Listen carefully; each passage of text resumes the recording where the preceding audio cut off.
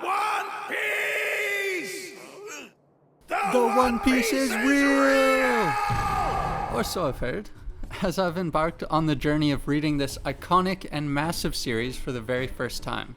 I've seen and heard bits and pieces of the story throughout my life, obviously being on the internet and having the series be as huge as it is, but as of writing, I've only read 100 chapters, and I have to say, it's amazing. It's really great.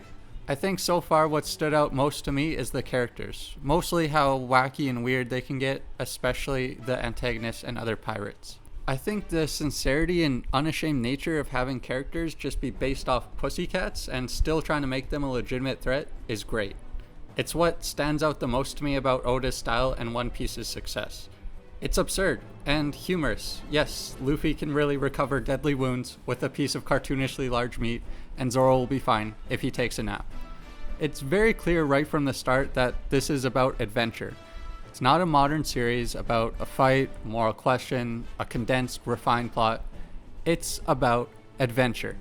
It's about the sea and the world and the characters. It's not about the stakes or achieving the goal right away, though it does make me wonder how it would fare if it came out today. It's really interesting because it's so beloved, but honestly, I think if it was released today, I'm not sure if it would be cancelled or not. To me, it feels like it would be moderately successful, maybe run 50 plus chapters and then either settle into like an 8th popularity spot, good enough to keep running for a decade, and then it would pick up its major fan base. Not hot garbage trash cancelled after less than 10 chapters, but just not good enough and quietly cancelled around 60 chapters in. Let me know what you guys think would happen down below. Anyways, back to actual One Piece. It's great. Did I say that yet? It's so fun and vast, you really get a feel for how large the world can get with Mihawk and mention of the name Jinbei, who I've seen the character from much later in the series. Don't know exactly his deal, but placing reference points and scaling with there's Arlong here now, but Jinbei also exists.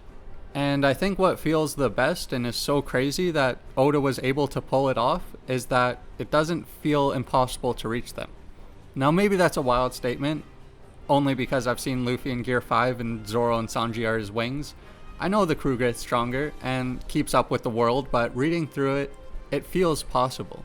Compared to say Naruto, where Kakashi can barely use Sharingan for like 5 seconds and is then hospitalized. Yes, characters need to get stronger and power scale up, but it feels possible in One Piece. Shanks has enough strength to be Shanks right from the start, so the idea of getting that strong, Mihawk doesn't appear to have any Devil Fruit abilities. A lot of the top strength in this world feels like it's attainable through training. It's not like everyone has to eat a Devil Fruit, and it's not like the Devil Fruit users are the absolute strongest, no debate allowed. So concepts like what will eventually be revealed as Haki and superhuman abilities are just possible for the crew to gain as they get stronger without feeling forced or retconned. And I don't know, just being able to see the expanse of the powers to what I know it is over 1,000 chapters out, and it feel not problematic, but indeed very in line with this wacky and insane world of One Piece from the first chapter is incredible. I think the manga is very fun and solves the anime's issue of filler because, oh boy, is the anime rough, and did for a time put me off the series completely. The manga though massive, and maybe I'm just in a different headspace when I approach it, but all these adventures, all these islands, and the expanding cast feel so good to read through compared to the anime.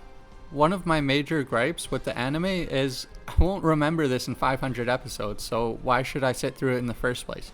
But reading the manga, like, all these characters matter. Most of the adventures are about building the crew and acquiring new main characters. Antagonists are recurring and come back like Buggy, and others feel just impactful enough to be remembered but not overstay their welcome. The pacing is really what's incredible here because of how massive the series is. For me to be engaged chapter to chapter, adventure by adventure, character to character, it's just a true masterpiece. It took almost the full 100 chapters for me to get invested in Luffy. Before Arlong, he likes his hat and is going to be king of the pirates. You know, Zoro, he's not much better, but there's depth and meaning to his character. Nami has interesting motivations and backstory. Luffy just felt like a cardboard cutout of a captain.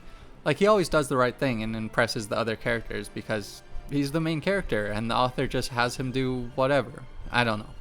He's great and I like him, but he is one of the reasons I think the series might not be successful if it came out today, because like 90 chapters to get there? But I will admit giving Nami the hat scene went insanely hard.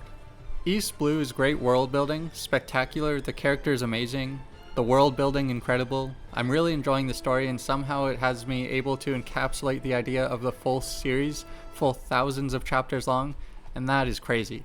Also, the world building in these first chapters really does wonders. It's fantastic.